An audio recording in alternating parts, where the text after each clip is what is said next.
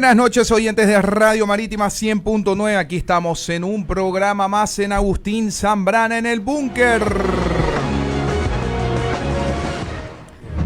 Como siempre decimos, tenemos un programón, de verdad un programón. Tratamos de traer primicias, aunque ya esta persona, bueno, esta suena medio despectivo, ¿no? La invitada que tenemos en este momento en el Búnker ya ha hablado en la prensa en las últimas semanas, en los últimos días, pero vamos a seguir indagando por qué la importancia de ella en lo que ha sido el acontecer político en Bolivia en las últimas semanas, en los últimos meses, desde la caída de Evo Morales y su gobierno anterior a lo que fue el proceso de transición de Yanine Áñez, actual presidenta de Bolivia.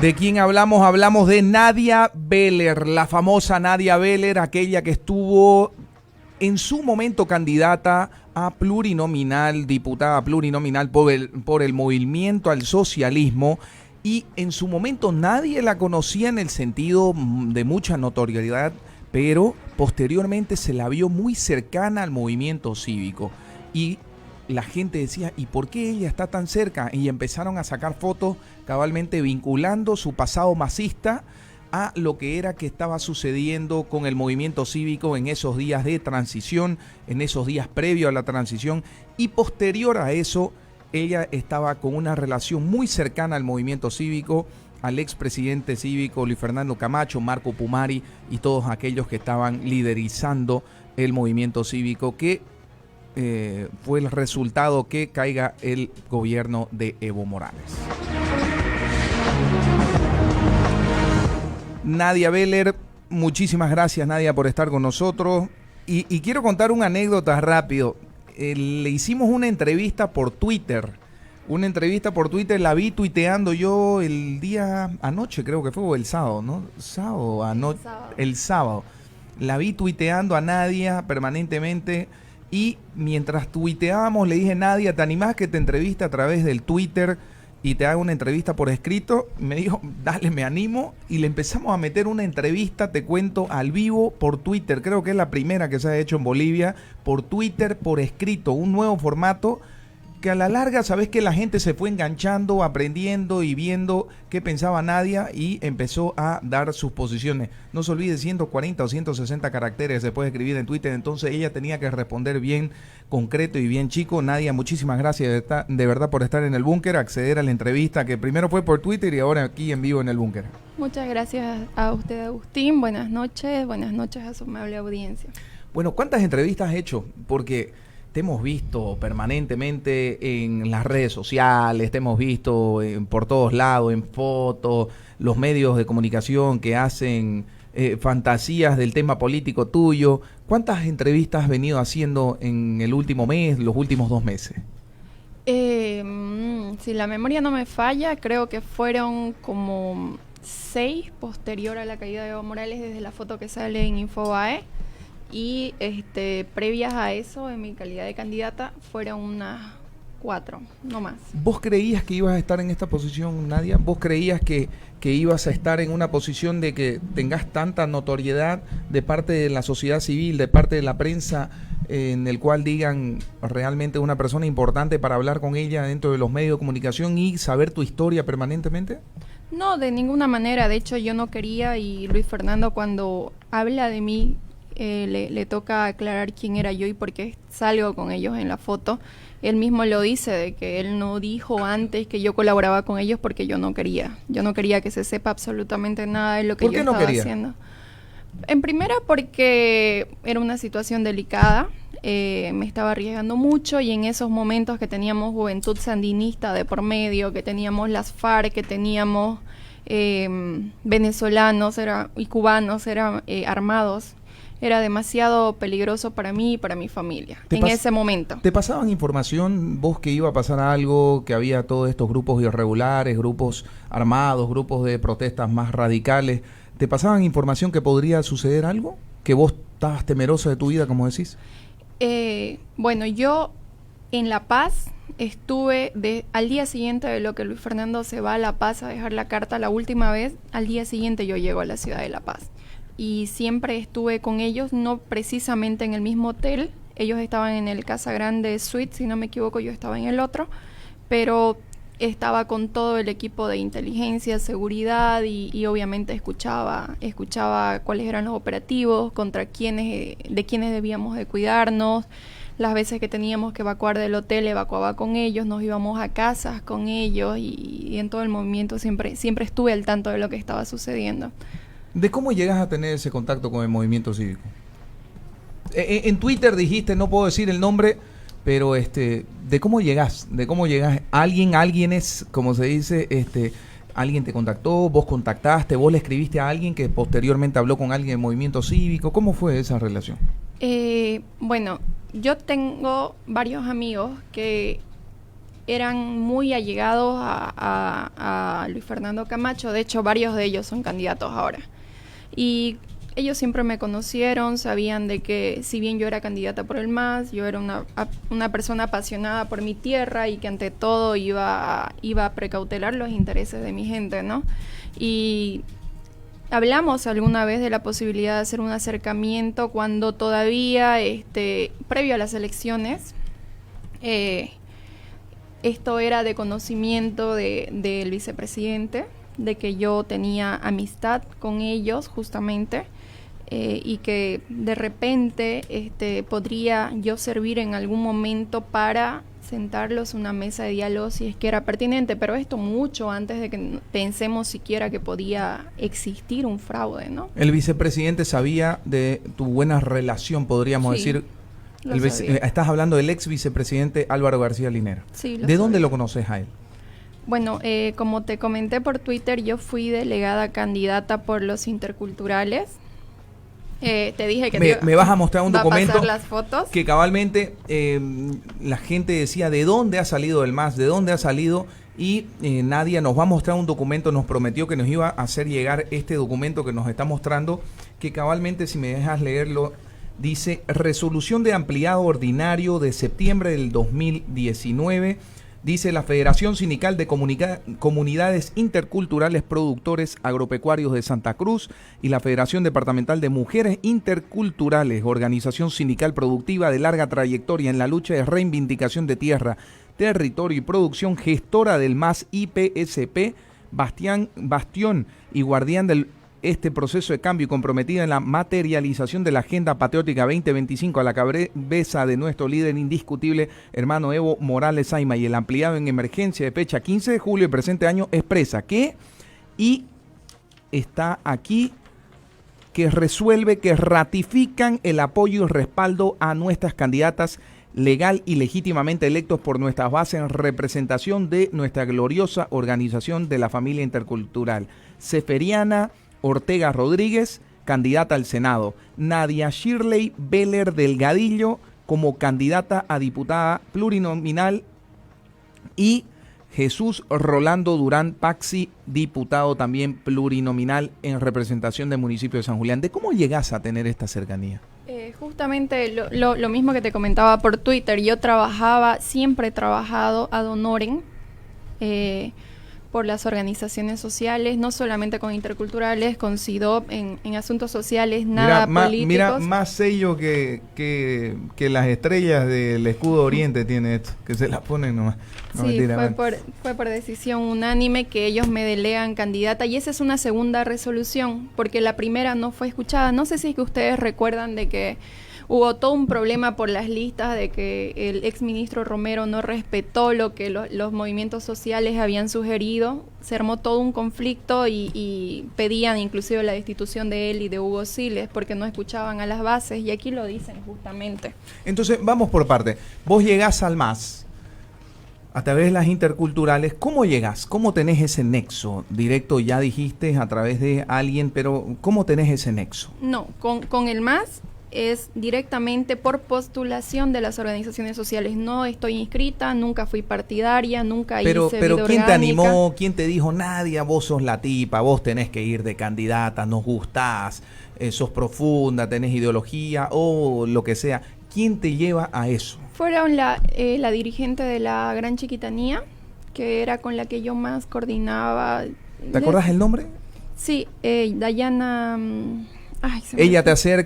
te acerca cabalmente al movimiento al socialismo. Ella es la que me sugiere dentro del empleado y bueno, tengo apoyo unánime de las mujeres luego van a un empleado con los hombres y los hombres también apoyan esta postura de las mujeres y de ahí es que tengo tantos sellos porque tanto hombres como mujeres me postularon finalmente. Y Romero, como le digo, en primera instancia se opuso a mi candidatura porque yo no era orgánica, porque sabía y tenía como antecedente que yo había apoyado a las FULES que estaban contra un ex dirigente o un actual dirigente del CV que tiene 52 años, más de 30 años de dirigente y que era muy amigo y gozaba del apoyo de Evo Morales. Entonces a mí me tenían por derechosa, como aquella vez apoyé ese movimiento que casi un año estuvo en manifestaciones contra el gobierno de Evo Morales por darle el espaldarazo y evitar de que se posesione el que ellos habían elegido por unanimidad. Entonces yo apoyé ese movimiento, a mí me tachaban de coordinar con Carlos Mesa por el señor Guardo Albarracín, me tachaban de demócrata, entonces niegan rotundamente mi candidatura, pero ya con esta segunda resolución es que les obligan e imponen que yo vaya de candidata por su organización, por la organización de los interculturales. Vos dijiste en su momento, yo tengo muchos amigos en el movimiento cívico, mucha gente conocida. ¿Qué sentiste cuando tomaste esa decisión? Dijiste, no, voy a ir por el MAS, voy a ir al movimiento del socialismo. Ya un movimiento del socialismo cuestionado, Nadia, en su momento, ya estamos hablando de los últimos 6 meses, estuvo muy cuestionado desde el 21F, el 2016. ¿Qué sentiste? ¿Qué te dijo tus amistades, tus más amigos, tus parientes? ¿Qué te decían? ¿O vos ideológicamente pensás como el MAS? No, tengo muy arraigada una conciencia social. Creo de que el desarrollo de un país comienza por el desarrollo justamente de las clases más vulnerables. Entonces siempre me gustó trabajar con organizaciones sociales, que yo es a los que considero que son más vulnerables, organizaciones sociales indígenas y de mujeres. Entonces, cuando ellos me postulan, yo lo primero que hago es hablar con mi familia. Para mí, si es que alguna opinión pesa, es la de mi familia. Claro. Y les comento que tengo esta invitación y mi madre me dice, vos ve, e irónicamente le digo algo que pareció un vaticinio. Le digo, mamá, ¿estás dispuesta a tener una hija puta? Y me dice, ¿por qué? Porque me van a decir eso. Voy a entrar en política y es lo que le dicen a las mujeres. Nunca he robado un peso. Nunca he hecho daño a nadie. Pero entonces, la descripción que decís, ¿por haber entrado en política o por haber entrado al movimiento socialismo? Por haber entrado en política de uno u otro lado es el apelativo que nos dan a las mujeres. No había otra cosa que puedan decir en mi contra. Absolutamente nada más. Y bueno. ¿Y cómo te afectó eso? No, para nada. En lo más mínimo. Como le digo, mi familia estaba consciente de lo que yo estaba haciendo y que este tipo de acciones iban a tener algún tipo de consecuencia. En la campaña no se dio esta situación. Nadie habló de mi reputación ni de mí durante la campaña. ¿Por qué? Porque yo no hice campaña. Yo, justo sucedió lo de la chiquitanía y yo me voy 1 mes y medio a la chiquitanía. ¿Por qué? Porque no me parecía ético estar en una campaña política mientras estaba ardiendo mi pueblo. No me parecía ético y estuve desde Otuqui hasta Concepción, hasta días previos a que llueva por aquella región. Estuve 1 mes y medio con mis propios recursos, apoyando a bomberos. ¿Y el movimiento del socialismo qué te campaña. decía en ese momento? Hubo varios hechos que causaron mucha zozobra a la población. Me acuerdo que salió el expresidente Evo Morales con una comitiva haciendo algún evento como que estaban apagando incendios, hubo molestia. ¿Vos qué sentiste? ¿Hablabas con gente del movimiento del socialismo? ¿Seguías teniendo esa buena relación con Álvaro García Linera? Sí, pero con él no hablaba mucho. Con quien estaba el último lugar en el que yo estuve fue Concepción y Juan Ramón Quintana estaba encargado de toda esa zona porque él estaba en San Ignacio, que es muy cerca, creo, 1 hora y media, si mal no me equivoco, de Concepción. Entonces, con él debía de coordinar algunas cosas y habían requerimientos de los mismos bomberos que no se atendían y de hecho él tuvo una molestia conmigo por esta situación. Juan Ramón Quintana. Porque yo aproveché la situación de tener ese contacto con él para decirle, bueno, no viene el avión, los soldados tienen deshechas las plantas de sus botas, no se les está dotando, han llegado los víveres, ¿Y qué decía no Quintana? se entregan. No me enteré por él, me enteré por otra persona que me comentó de que, bueno, como sugerencia me dijo de que no sirve ser tan voluntarioso en la vida, de que lo pueden tomar a mal, de que uno quiere sobresalir o cualquier cosa, cuando yo no había subido una sola foto de que estaba trabajando allá, porque no me parecía tampoco correcto hacer gala o pretender tener algún rédito político por las actividades que estaba haciendo por allá. Nadia, eso fue en septiembre, continúa un poquito de octubre, ya acabándose. Parte de agosto y septiembre. Agosto-septiembre, viene el cabildo de los 2 millones, se revela el pueblo, democráticamente se va a las urnas, y te la digo concreta porque vos has estado cerca. ¿Hubo fraude o no hubo fraude, Nadia? El fraude ha sido demostrado por la OEA, no es algo que yo lo diga, es algo que expertos internacionales han analizado y lo han demostrado. Pero vos estuviste y fuiste parte de algún hecho que podrías haber vos dicho, aquí está habiendo fraude, lo huelo así, lo veo así. Le dijiste a alguien, oye, se está cometiendo fraude, cuidado. ¿Lo viste así, Nadia? No, yo ni siquiera tuve delegados de mesa porque, como le digo, tenía coordinación cero con Carlos Romero, que era el encargado departamental. Entonces a mí jamás me invitaron a ningún tipo de evento. Si yo terminaba yendo a los pocos últimos que fue porque me avisaba la jefe de gabinete de Álvaro o alguna otra persona, jamás por él. Entonces a mí no se me llamó a la reunión donde... ¿Y qué te decía la jefe de gabinete? Estás hablando que es la segunda persona más importante después del vicepresidente en la parte organizativa administrativa dentro de la vicepresidencia. Solo las actividades donde iba a estar él, como ellos ya sabían de que a mí se me hacía un lado, me decía, mira, va a haber tal actividad, si es que podés, anda. Vamos a ir a nuestra primera pausa. Ahorita nos vas a contar y nos vas a seguir contando esa cercanía con el ex vicepresidente Álvaro García Linera, de cómo se da, hasta cuándo tuviste esos contactos. Vamos a nuestra primera pausa, seguí con la imagen que estamos, Alvarito, y vamos a la pausa en Búnker. Estamos de vuelta en el búnker. Estamos con Nadia Beller, ex candidata plurinominal por el Movimiento del Socialismo, una persona que estuvo y tomó notoriedad en lo que fue el proceso de transición con el ex gobierno del expresidente Evo Morales Ayma y su gabinete. Ella fue una de las personas que estaba cabalmente en esos momentos. Nadia, hablábamos en el corte, y también Dorita Montenegro, le mandamos saludos a la doctora Dorita, decía cómo ella encaja con lo que es la imagen impecable en las organizaciones sociales y campesinas. Ahondá un poquito, ¿cómo llegas a eso? Contanos un poquito lo que me contabas en el corte. Bueno, desde que yo trabajo en Sucre, en tribunales de justicia, procuré siempre ayudar a la gente más desfavorecida.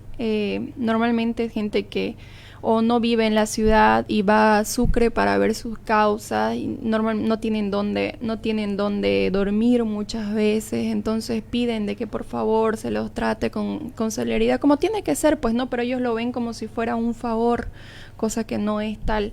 Que se tenga consideración con ellos. Alguna vez me tocó colaborar a algunas personas con mis recursos para que puedan quedarse un día más porque no había salido algo, y para esa gente un peso es un peso. Entonces me tocó trabajar con ellos. Saliendo del tribunal ya orienté también en muchos aspectos jurídicos a los de la CIDOP, que con ellos sentamos precedentes en varios lineamientos jurisprudenciales en cuestiones indígenas, y los de la CIDOP me presentan a las mujeres interculturales, lo propio, siempre asesorándolos, siempre apoyándolos jurídicamente, y es así que ellos ven en mí una persona que desinteresadamente ha trabajado con ellos y que podría ayudarlos y representar su causa, ¿no? Y con esto vos hablabas y decías, no se sentían representadas. Tenían ese, no sé si es complejo o realidad. Los interculturales del movimiento del socialismo, del instrumento, ¿no se sentían incluidos por el gobierno, ex gobierno Evo Morales Ayma durante los 14 años? En 14 años de gobierno, y como dice esta resolución, jamás pudieron meter un solo candidato plurinominal en franja de seguridad. Jamás, nunca lo tomaron en cuenta. Me lo mostrás para que la gente lo vea nuevamente.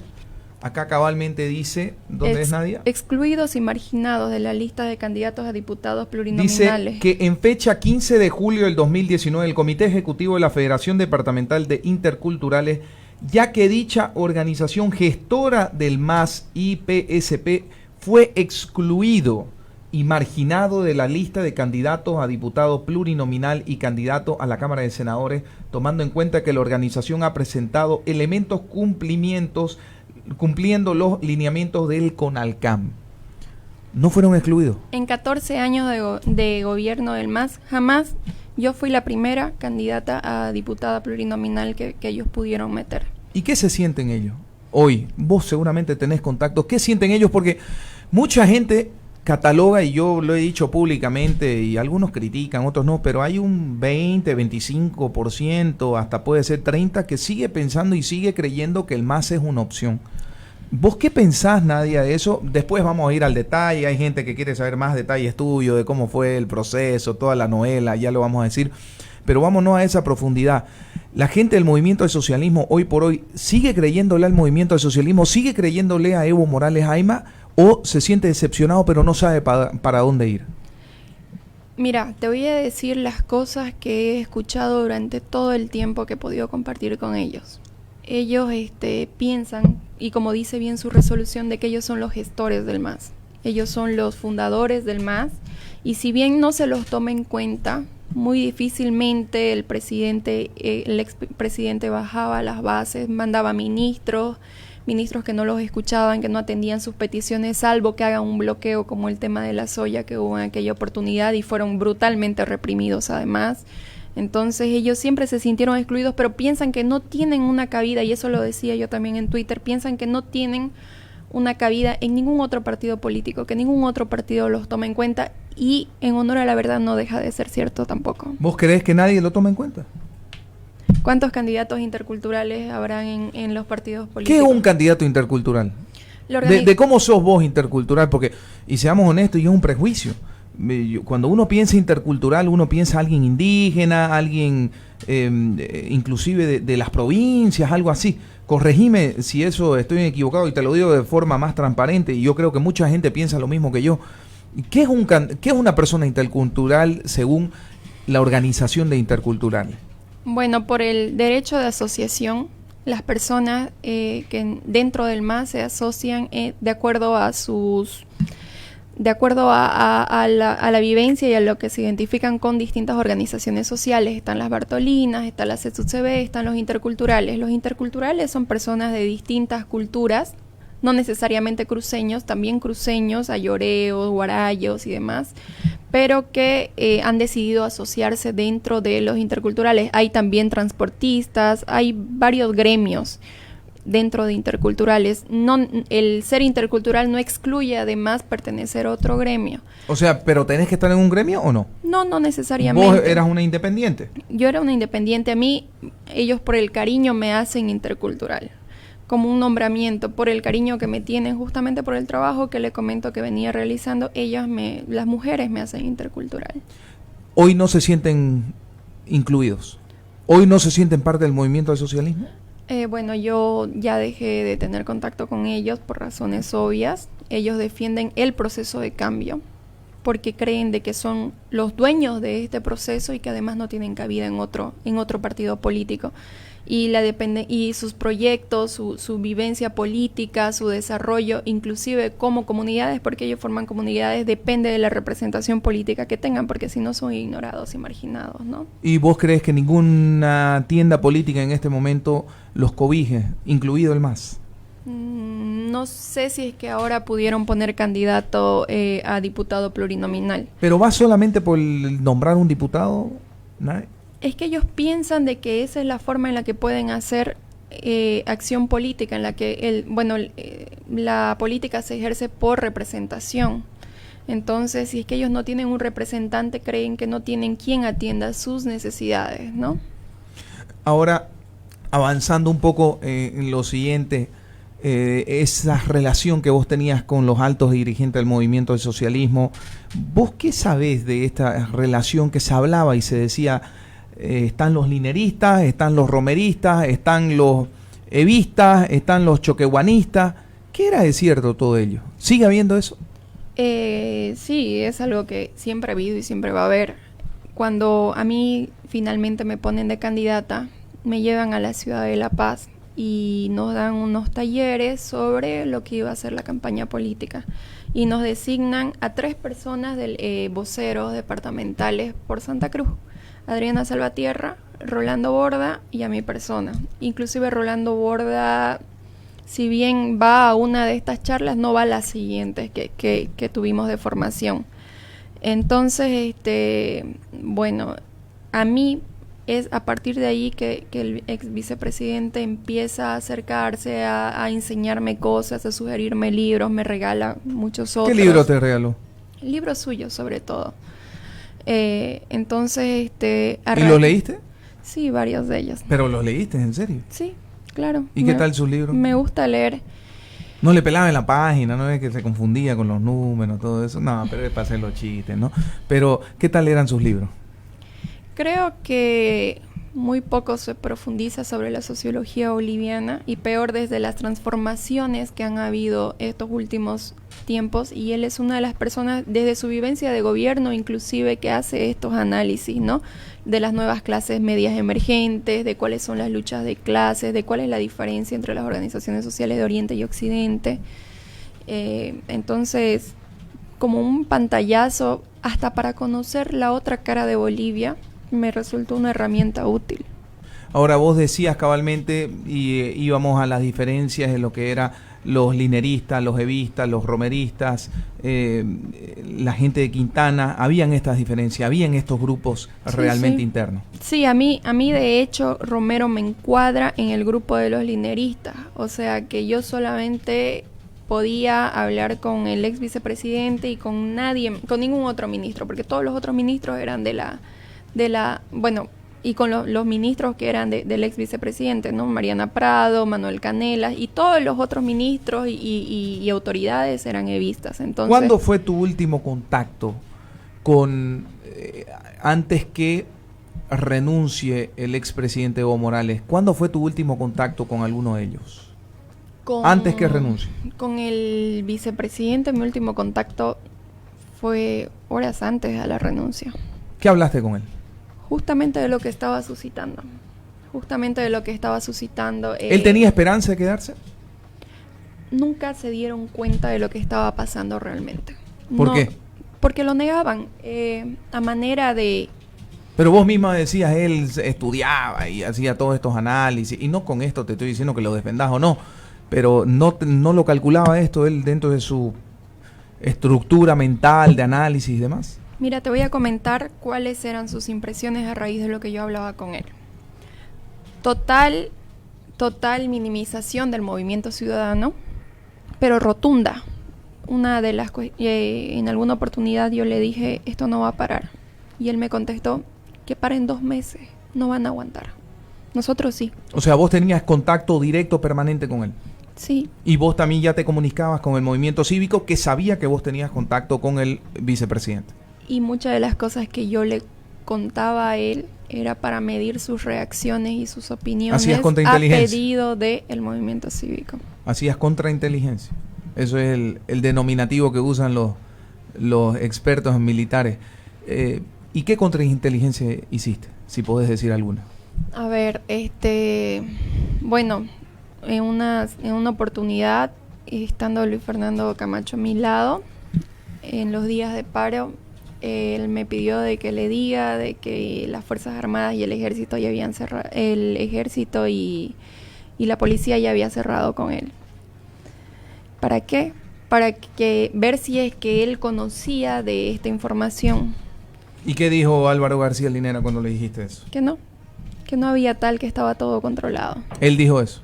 Entonces eso le dio la certidumbre a Luis Fernando Camacho que no se estaba filtrando y que no lo estaban traicionando. Los militares a Luis Fernando. Otra cuestión que me tocó averiguar fue si es que Carlos Mesa había cerrado con él la nulidad de las elecciones. ¿Y qué sucedió ahí? Y me dijo que algo de eso había. ¿Quién te dijo eso? Álvaro. ¿Qué específicamente te dijo? Yo le dije, andan comentando los del movimiento cívico, los del comité cívico, de que Carlos Mesa hubiera negociado, a ver, textual, y esto ustedes lo van a recordar por lo que salió en la prensa. Los del comité cívico, y fue ese mismo día, esa misma charla. Andan diciendo de que Carlos Mesa cerró con ustedes como ya se hablaba de fraude, que se anulen las elecciones. Y fue justo cuando Camacho dijo de que le habían ofrecido la vicepresidencia a cambio de firmar, ¿recuerdan? Correcto. Cuando dijo de que Carlos Mesa había traicionado a Santa Cruz.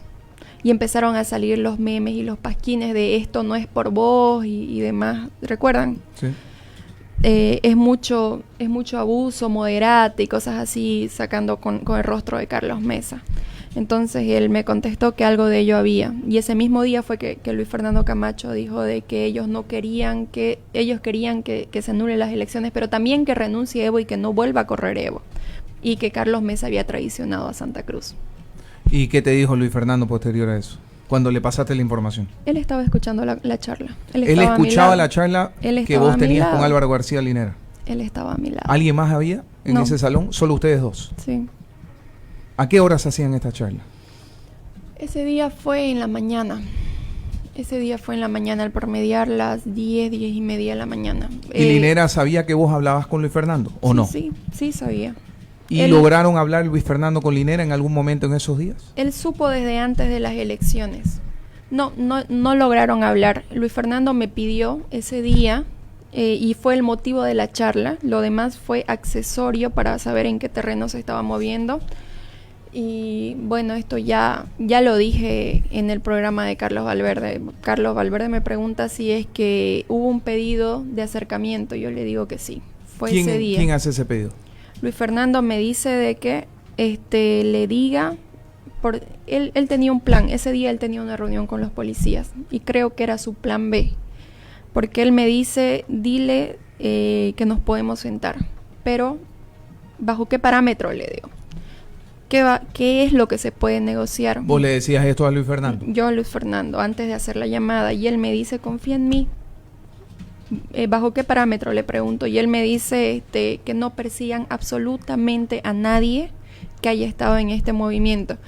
¿Qué es lo que yo deduzco? Primero te cuento por partes. Álvaro me dice que él no va a venir a esta negociación. ¿Por qué?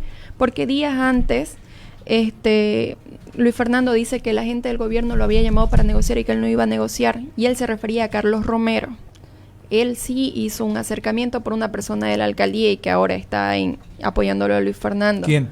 Carlos Romero. ¿Pero con quién? Pero decirlo, nadie lo estás diciendo. No es mi charla. Eso es algo que yo lo sé por Luis Fernando. No lo puedo probar. Ya, pero lo que te dijo Luis Fernando, ¿quién era ese nexo que hablaba con el gobierno de parte de la alcaldía? No hablaba con el gobierno, hablaba con Carlos Romero. Es algo que yo no puedo probar, entonces no me voy a referir a eso, sí. Es alguien, por lo menos para que quede en constancia, es alguien del Consejo Municipal de la alcaldía. Así es. ¿Es una mujer? No. ¿Es un hombre del Consejo Municipal? Sí. ¿Actual concejal? Creo que está desvinculado de la alcaldía. Ya sé. Se está dedicando a su campaña. Que está dedicado a la campaña de Luis Fernando. ¿Él tenía ese contacto con Carlos Romero permanentemente? Por medio de él es que y Carlos te piden Romero que se haga la negociación. Intenta acercarse en una primera instancia a Luis Fernando. Luis Fernando lo dice públicamente, luego Carlos Romero sale a decir que pruebe. ¿Por qué? Porque sabía que no iba a poder probar porque la llamada se hizo directamente del teléfono de este concejal. Entonces Luis Fernando iba a tener que quemarlo a este concejal para poder probar de que Carlos Romero había intentado acercarse a él. ¿Y él sigue ahorita en la campaña de Luis Fernando Camacho? Sí, claro. Entonces, ¿y Camacho qué te dice después? ¿Sigue confiando en él? Él me pide, sí, es parte de su equipo de campaña. Entonces Álvaro me dice, y desconfiando, que no iba a venir a la reunión. Esto fue un día miércoles, que no iba a venir a la reunión. Y yo le digo, pero es que es una buena oportunidad para que esto acabe, y que aquí, que allá. Y él me dice, lo voy a mandar a Manuel Canelas. Yo le digo, pero ¿no lo ve usted como un menosprecio mandarlo a un ministro, dado la notoriedad que ya cobró Luis Fernando Camacho para estas alturas? Y él me dice, es un interlocutor válido. Si llegan a un acuerdo, yo lo voy a refrendar posteriormente. ¿Y cuál era el acuerdo supuesto? Y él me preguntó bajo qué parámetro. Yo le dije que no se persigue absolutamente a nadie. Ahora, la negociación iba a ser entre ellos dos supuestamente. Entonces quedamos en que el día viernes iba a venir Manuel Canelas o se iban a juntar en la ciudad de Cochabamba para ver si es que podía llegarse a algún término, ¿no?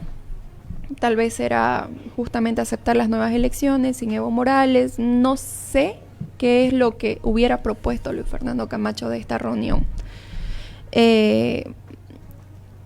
Cuelgo con él y bueno, me despido de Luis Fernando porque él tenía la reunión con el altos mandos de la policía acá en Santa Cruz, y esa misma noche él da el plazo de las 48 horas. Y yo le digo, sos un loco, ¿para qué me mandaste a hacer esa reunión? Y él me contesta, confía en mí. Entonces, ¿qué es lo que yo deduzco? De que él tenía que él lo quería como un plan B por si es que le salga mal la negociación con los policías. Es lo que yo asumo. No es algo que se dio, entonces no es algo de lo que pueda prestar alguna certidumbre. Yo asumo que era el plan B.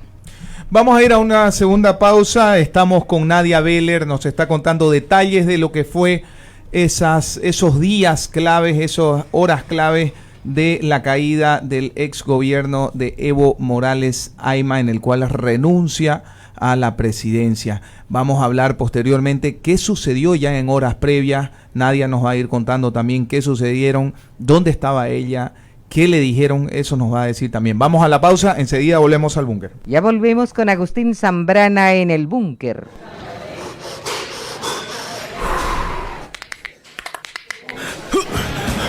Prepara y entrena tus dedos para whatsappear y navegar, porque tu tipazo se pasó al 4G LTE. Con el mismo chip podrás whatsappear ilimitado y navegar más con nuestros increíbles planes. Para más información, llama al 812-2020 o al 103. Cotas, tipazo. Esta entidad es regulada por la ATT. Bendita savia del cielo, verdes valles y selvas, agua de los arroyuelos, agua de las blancas nubes, agua de los grandes lagos, agua dulce de los ríos. Nunca faltes en mi ser, nunca faltes en mi ser. Somos agua, cuidémonos. Saguapac, el agua de todos. Esta entidad es regulada y fiscalizada por la Autoridad de Fiscalización y Control Social de Agua Potable y Saneamiento Básico, AAPS. ¿Cómo le podemos ayudar a la suerte? Ahorrando el doble.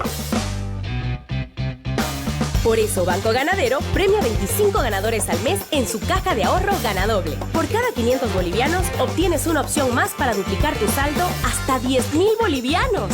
A más ahorros, más posibilidades de ganar. Sorteos los lunes. Banco Ganadero, 25 años.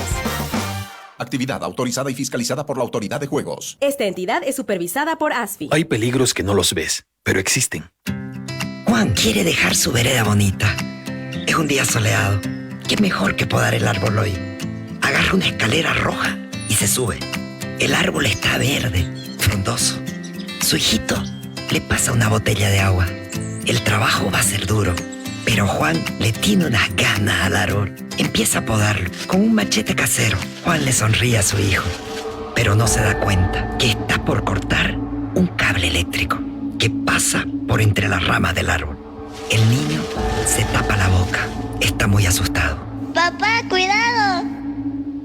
Solo personal autorizado de CRE puede realizar la poda de árboles cerca del tendido eléctrico. Llama al 176 y solicita el servicio. Prevenir es vivir. Es una orientación de CRE. Empresa supervisada y regulada por la Autoridad de Fiscalización y Control Social de Electricidad. ¿Estás en problemas? ¿Te engañaron? ¿Te estafaron? Sabes que tenés la razón, pero no sabes qué hacer. ¿Sentís que no te llegará nunca la justicia? Pues ahora tenés al estudio jurídico ZTM Abogados Asociados, especializados en cuestiones legales y que responderán a tus necesidades jurídicas. Llámalos al 355-9955 o al correo electrónico central@ztm-medioabogados.com. Continuamos con Agustín Zambrana en el búnker. Estamos de vuelta en el búnker, estamos de vuelta con nuestro querido gerente general, está en controles, está el rating por los cielos, mira, todo el mundo está conectado, le mandamos saludos a toda la gente le gustan los detalles cuando hay estas historias, sin lugar a dudas son importantes para poder reescribir la historia, para poder escribirla si es que sucedió o no sucedieron las cosas y para que la gente sepa cómo sucedieron los hechos que marcaron un nuevo hito en la historia boliviana. Nadie hablamos hasta ese momento de la información que vos pasabas entre Luis Fernando Camacho y Álvaro García Linera, esta versión que decís vos que Luis Fernando Camacho te pide, una posible negociación también con Álvaro García Linera, te mandan un posible interlocutor, hay esa negación, también hablas el tema Carlos Mesa, que también habría cerrado posiblemente con el gobierno de Álvaro García Linera en ese momento. El famoso video, las 48 horas, nos quedamos ahí. ¿Qué sucedió? Todo el mundo hablaba y decía, se viene algo, se viene un video, alguien del gobierno, muchos decían que es un video del gobierno en narcotráfico, de alguien implicado en algo, Evo Morales diciendo algo. ¿Qué pasó en esas horas? Luis Fernando me dice de que bueno, ya como la policía ya estaba con ellos, me dice de que la policía cuando aprende a las personas que supuestamente son autores de las muertes de Montero, les quitan los celulares, les revisan las mochilas y les quitan los celulares y se los entregan a Luis Fernando. Y Luis Fernando hubiese hecho hacer con la productora del actual destituido ministro de Defensa, que es la productora que le hace los videos, hubiese hecho hacer un video donde estaban las conversaciones con Juan Ramón Quintana, donde él los mandaría a hacer este tipo de acciones. ¿Quién te dice esto? Me dice Luis Fernando, a mí. ¿Vos no tenés certeza que yo jamás vi ese video. Entonces yo cumplo con transmitir eso. Y eso le decís a Álvaro García Linera. Sí. Antes del mitin que cabalmente iba a mencionar lo de ya había dicho que en 48 horas tenía para renunciar y que ya todo el mundo empezó a suponer que había el video. Claro, él dice que tiene 48 horas al día siguiente y que va a mostrar algo. Entonces a mí me preguntan qué es lo que va a mostrar. Y ya yo sabía que tenía que indicar aquello. Entonces, vos le decís a Álvaro García Linera. Entonces yo le digo de que había ese video. Y él me contesta, si es así, si es él el responsable, cae. No vamos a encubrir a nadie, que caiga quien tenga que caer. Linera hablando de Quintana. Fueron sus palabras, sí. Entonces, y me dice, ¿cuándo los va a mostrar? Supuestamente en otro cabildo y demás. Bueno, nosotros no vamos a renunciar, pero tampoco vamos a encubrir a nadie. Si es verdad, que caiga quien tenga que caer, me contesta. No sé si en la certidumbre de que no era así, o pensando justamente y en honestidad lo que me estaba diciendo, que caiga quien tenga que caer. Yo jamás vi ese video. Ese video nunca se mostró. ¿De cuántos eran tus charlas con Álvaro García Linera? ¿De cuántos minutos? No, minutos, era... 5, 4, 2, 1, 10... 4 minutos. ¿Cuántas normalmente, veces al día? Una vez al día. No todos los días tampoco, cuando era necesario. No todos ¿chateabas los días. con él por WhatsApp? No, bueno, pocas cosas y pocas veces. Pero lo vamos a llamar en los hechos de la revuelta de los 21 días, ¿chateaste con él? Sí, también. ¿Qué chateabas con él? Esto que te estoy comentando, estas cosas que te estoy comentando. ¿Y las reafirmabas por vos, cuando hablabas por vos? A ver, él me preguntaba para tener otra percepción, porque Carlos Romero siempre tendió a minimizar las cosas que pasaban en Santa Cruz. Entonces decían no, y creo que le hacían incurrir en los errores que luego sonaban a soberbia de Evo Morales, que decían son 4 gatos, han puesto pititas y se van a dormir a sus casas. Pero eso lo dijo Evo Morales. Exacto, por eso te digo, creo que él es el culpable de haberle hecho incurrir en estos errores. Entonces a mí me preguntaba, ¿hay harta gente? ¿Cómo están las cosas? Yo sí, está todo cerrado, hay harta gente, y le mandaba fotos inclusive que me mandaba Luis Fernando, me decía, mandale esto para que vea que es contundente el paro. Yo le decía, no se puede salir en movilidad, lo cual era cierto, ¿no? Entonces a mí me pedían una percepción más honesta en su criterio de la que podía dar Carlos Romero. ¿Y te daba reacción Lineras, a todo esto, cuando vos le decías el paro es contundente, no hay nadie que sale, no hay ni el MAS que está saliendo, él te decía, wow, vamos a hacer esto, o se quedaba callado? ¿Qué te decía? Me decía de que no, nada, me agradecía por la información, y alguna vez que yo le pregunté, porque también las bases del Plan 3000 y demás presionaban para que los que éramos candidatos apoyemos y vayamos a los enfrentamientos y demás, yo le preguntaba y le decía, ¿qué hay que hacer? Y él me contestaba, resistan, no hagan nada, no se enfrenten, eso es lo que quieren, replieguense a su lugar de seguridad, a su zona de confort, y desde ahí resistan, no hagan nada, no entren en la confrontación. Otra cosa que, y yo eso transmitía también a la gente para tratar de que no haya enfrentamientos dentro de la ciudad. No me daba muchísima pena lo que pasaba en Montero, lo que pasaba en el Plan 3000, de ambos bandos. De ambos bandos me dolía mucho porque era gente cruceña que se estaba enfrentando por política. ¿Los militares, tuviste contacto con ellos? No, pero era otro de los detalles que quería Luis Fernando que yo lo tenga al tanto constantemente, de si es que iban a sacar policías y militares en algún momento. Y todo el tiempo la respuesta fue no, nunca estuvo en sus planes sacar ni al ejército ni a la policía. El gobierno no tenía ese poder sobre los militares, porque se hablaba mucho que los militares cabalmente le decían no vamos a salir, no querían firmar el famoso decreto. Dudo, no sé, honestamente, tengo que decirlo, no sé si es que no tenían la intención, pero a mí me manifestaban de que no habían contemplado esa posibilidad. ¿Por qué? Porque ellos querían de que el movimiento cívico, el movimiento ciudadano fracase por cansancio, no por represión. Por represión hubieran quedado peor ante la comunidad internacional. Ellos querían que fracasen por cansancio. Es lo que yo percibo y es lo que a mí se me dijo. Entonces yo transmitía esta situación. ¿Cuándo fue el último día que supuestamente te pide Luis Fernando un posible acercamiento de hablar con el gobierno? Esa fue la primera y única vez. ¿Esto fue qué día? Del paro de los 21 días, el mismo día que él da las 48 horas. Fue la primera y única vez. Después jamás habíamos contemplado la posibilidad de que haya este acercamiento. Y como digo, capaz que ni siquiera estaba dentro de su interés tener esta reunión, sino que lo hacía como un plan B. Y hay que ponerse en sus zapatos. Imagínese, usted va a negociar con los policías y los policías le dicen no y te voy a denunciar. ¿Qué le queda? ¿Salir del país? ¿No le queda más? Correcto. Entonces era un plan B válido y coherente inclusive su pedido. Yo me puedo sentar a ver cómo anulamos las elecciones, pero con la condición de que no se persiga absolutamente a nadie.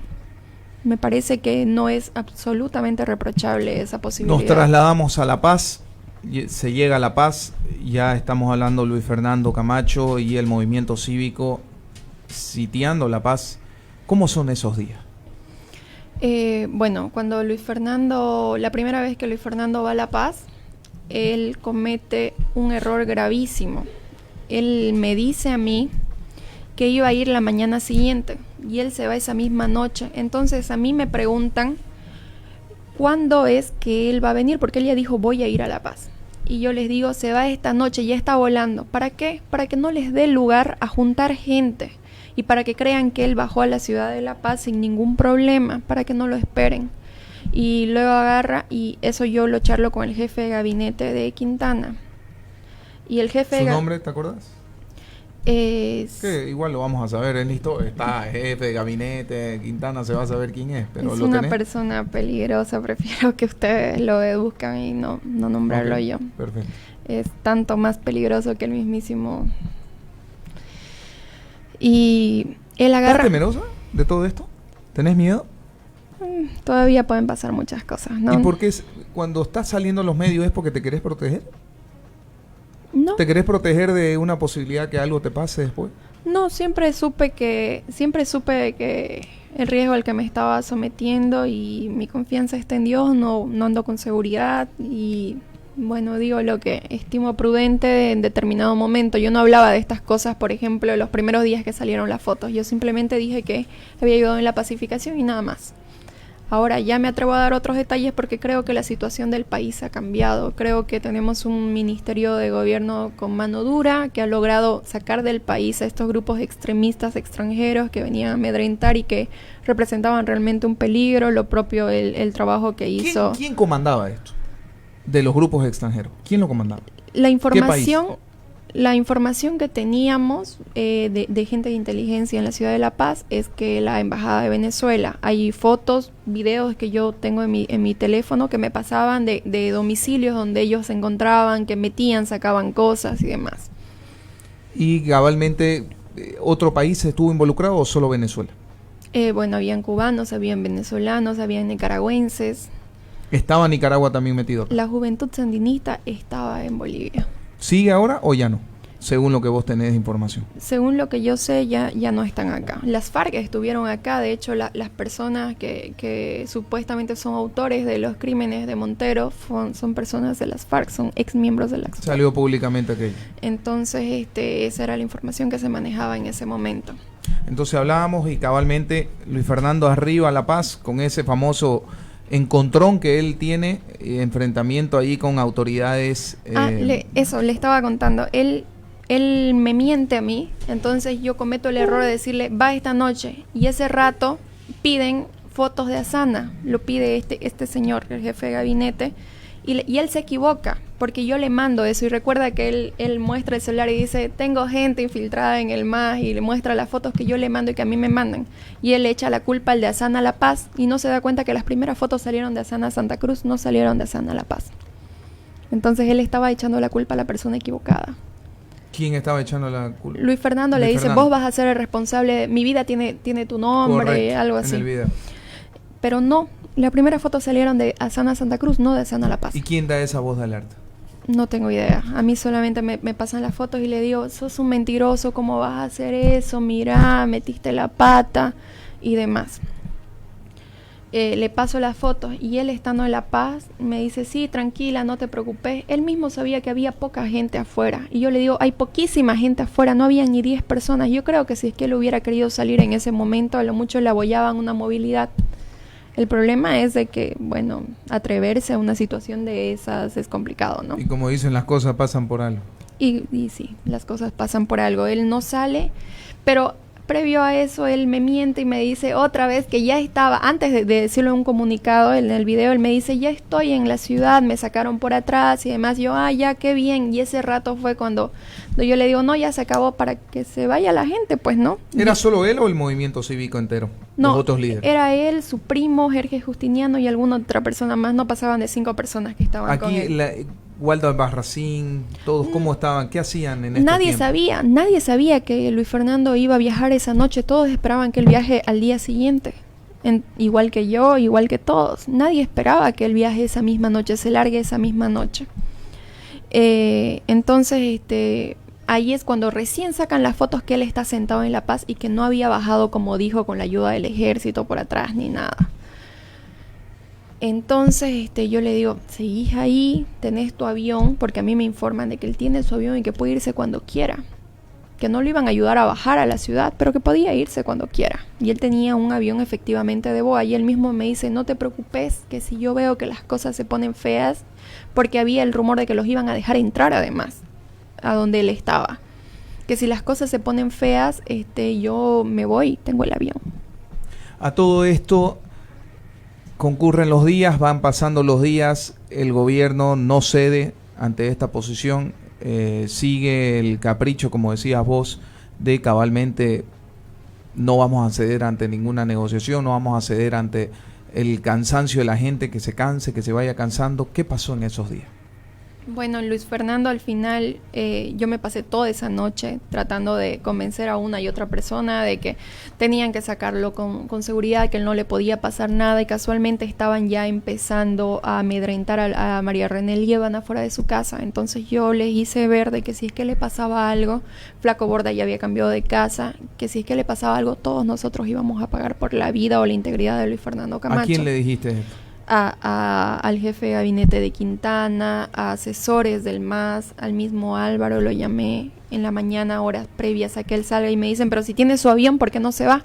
No, es que él quiere que lo saquen. Entonces, a raíz de eso, de un pedido de él, es que sale en avión de la Fuerza Aérea. Lamentablemente nos tenemos que ir, hemos quedado a medias. Te quiero tener para otra sesión, lo vamos a llamar a sesión de información, porque volvemos a decir, es importante, Nadia, que la gente sepa la historia. Nos hemos quedado a medias, todavía no hemos acabado todavía lo que fue ya finalizando y renunciando Evo Morales, como también los días posteriores a esa relación tormentosa posterior que se tuvo entre Marco Pumar y Luis Fernando Camacho, que sabemos que vos tenés alguna información ahí. Nos vas a ir contando y te hacemos esa invitación. Agradecerte de verdad por este tiempo aquí. Te vamos a citar nuevamente y te agradecemos por tu transparencia y por todo lo que nos has comentado, y la gente que está conectada y que quiere saber toda la verdad de lo que sucedieron esos días. Y vas a escribir tu libro, me dijiste, ¿no? Sí, bueno, eso sucedió casi a manera de juego cuando sale este libro que hablábamos en el Twitter. Yo consulto a la gente que me sigue si es que querían que yo escriba. Hicimos una encuesta y fue todo a manera, a veces soy un poco burlesca y bueno, surgió de que muchas personas me recomendaron que lo haga. Esa encuesta salió que sí lo haga y a raíz de ello es que me animo. Hay muchas personas y muchos detalles que no pueden pasar desapercibidas. Gracias, Nadia. A ustedes, gracias, un placer. Nos vamos a ir, nos tenemos que ir. Muchísimas gracias a todos ustedes. Lamentablemente nos tenemos que ir. Ya vamos a continuar después con Nadia Beller, que nos ha dado muchísima información. A todos ustedes que